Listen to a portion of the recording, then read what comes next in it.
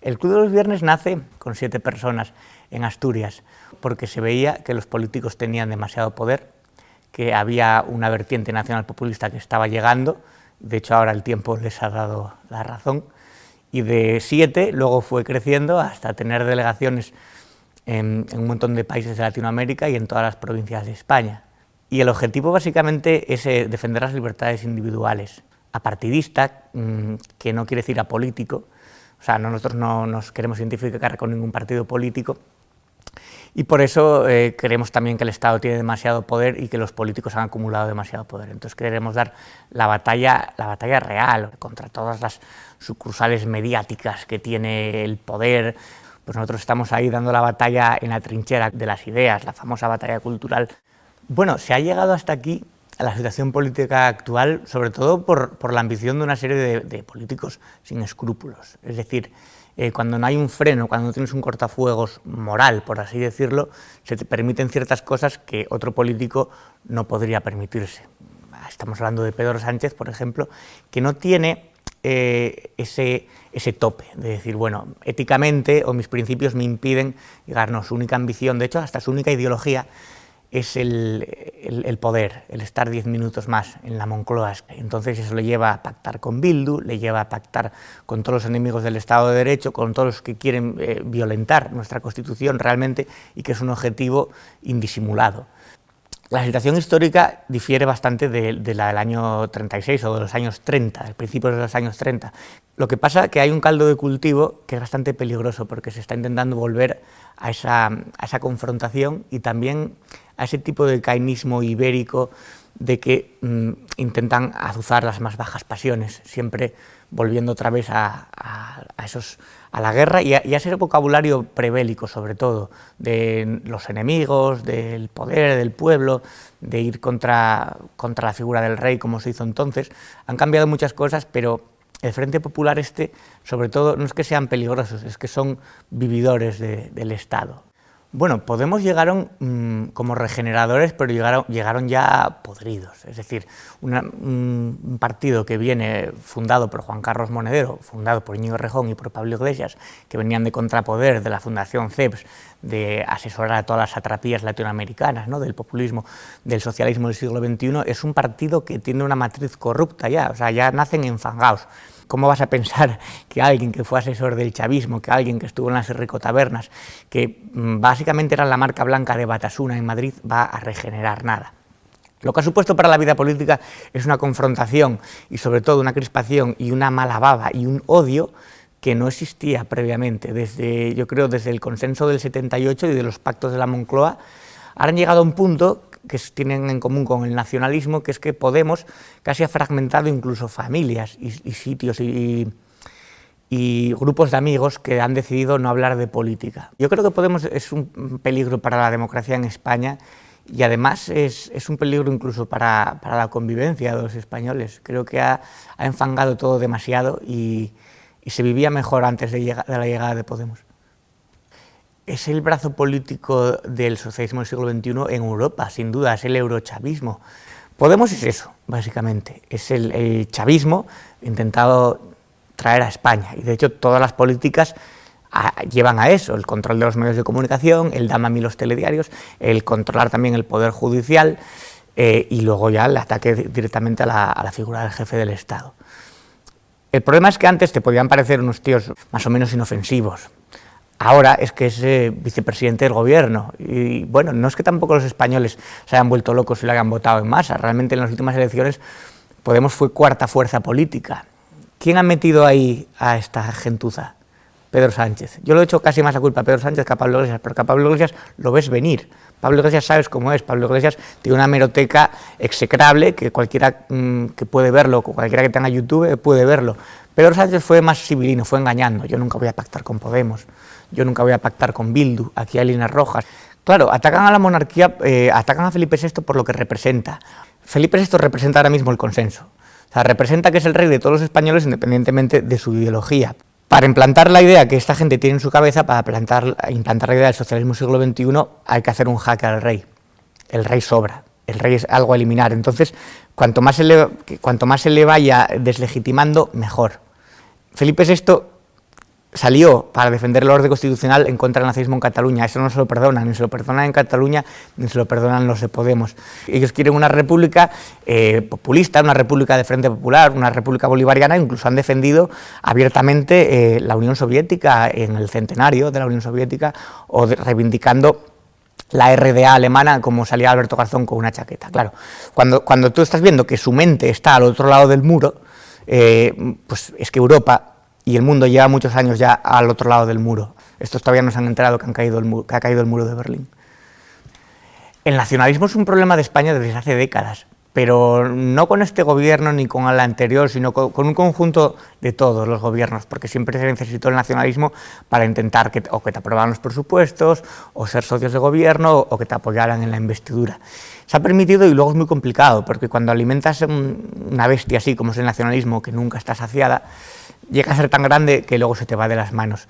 Hay un par de generaciones que yo creo que están perdidas y son irrecuperables, que están educadas en el odio, en el fanatismo y sobre todo también en el adoctrinamiento. Cuando coges a un chiquillo siendo pequeño y les estás inoculando ese odio, esa España como cárcel de pueblos, esa España represora, ¿no?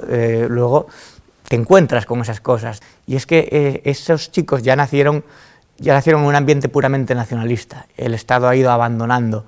Hay una ley del silencio casi mafiosa, en el que si no eres de ese ambiente nacionalista, más te conviene estar callado, más te conviene tener un perfil bajo. Es muy complicado vivir ahí. Hay unos lugares de exclusión geográfica, ideológica, que no puedes entrar.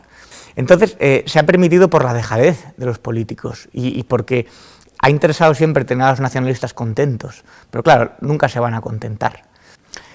Bueno, uno de los mayores errores, yo creo, de la izquierda en España es haberse asociado con el nacionalismo y quererlo vender como algo progresista.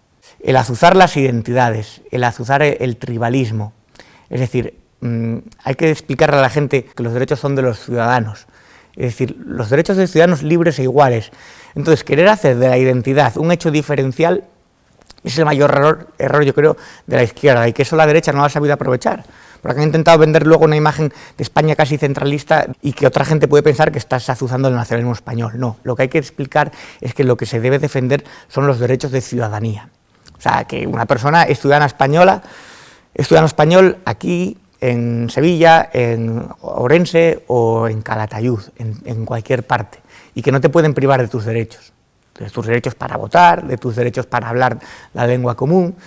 Entonces, ese tipo de nacionalismo retrógrado y excluyente es lo que está haciendo muchísimo daño en España. Es que las personas se vean como 17 reinos taifas, en el que tú vayas a una comunidad autónoma y tengas problemas para buscar trabajo en tu lengua común.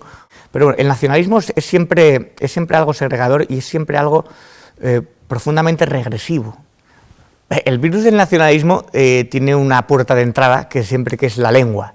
Entonces las lenguas, estando de acuerdo en que no se pueden ni imponer ni prohibir, tú para imponer una lengua sobre todo tienes que pasar por encima de otra. Es decir, no vale con que los niños les obligues en el colegio a hablar euskera, es que tienes que intentar que se olviden del castellano, que vean el español como una lengua de maquetos, como una lengua opresora, y que ellos ya vean extraño utilizarla, incluso que señalen al niño que en el patio utiliza el castellano. Entonces, la guerra de lenguas, cuando llega a ser un motor de comunicación, es lo que hace que vayamos hacia atrás, que te impidan utilizar una herramienta que hablan 500 millones de personas en el mundo. Pues oye, yo creo que mi verdadera patria, la verdadera patria de los españoles, es el idioma, es la lengua, porque es una patria común que nos permite comunicarnos con personas del otro lado del globo.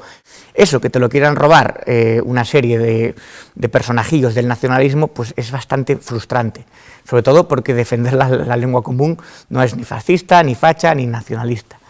Mientras el castellano siga perdiendo terreno, hay que reivindicarlo cada vez más, y hay que reivindicarlo sobre todo porque los que lo odian no leen en castellano, no leen en español. Históricamente siempre han tenido esta raíz un poco totalitaria y racista. Entonces eso choca con un Estado unitario en el que las personas van y vienen, se pueden mover de un sitio a otro. El problema en esas comunidades, o el problema de estos nacionalismos, es que tienen esa idea excluyente de nosotros y ellos. Nosotros somos los nacionalistas y los de aquí, los de pura sangre, los del RH negativo, y ellos pues son los otros, es el maqueto, es el charnego. Es muy difícil convivir con esas personas, porque el nacionalismo choca con la convivencia. La convivencia puede ser que yo piense de una manera y otros piensen de otra y podamos más o menos llegar a entendernos, pero cuando el otro quiere básicamente eliminar tus derechos ciudadanos, ahí no hay diálogo posible.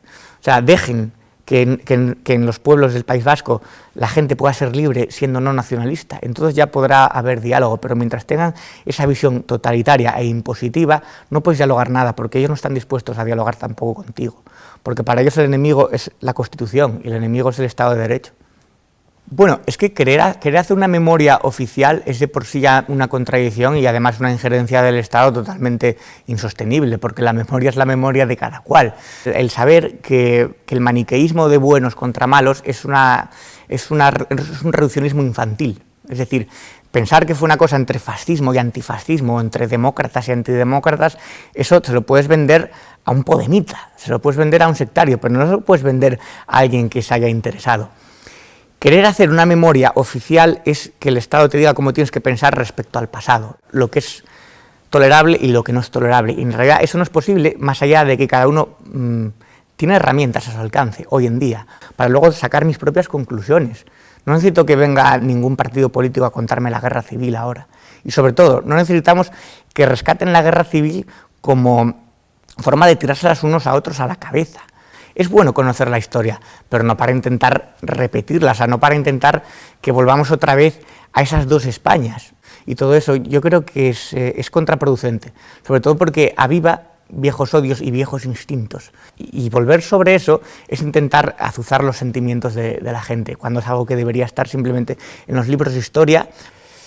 Sí, la derecha no es que haya abandonado la cultura, es que la palabra cultura se la ha entregado directamente a la izquierda y ellos son los que se hacen el adalid de eso, ¿no? La sección cultural, se les llena mucho la boca con eso y al final muchas veces solamente sirve para recabar subvenciones. Entonces se deja que ellos la dominen, se deja que actores hablen en nombre de la cultura diciendo ellos cómo tiene que regirse la política de un país.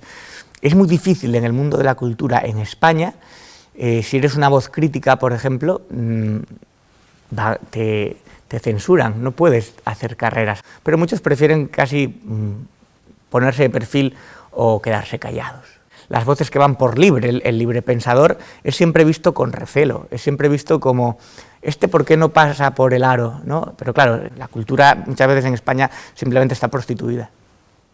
En el tema del coronavirus hemos llegado tarde a todo y hemos llegado mal. Y hemos tenido la desgracia de tener la mayor pandemia del siglo que nos ha tocado con este gobierno.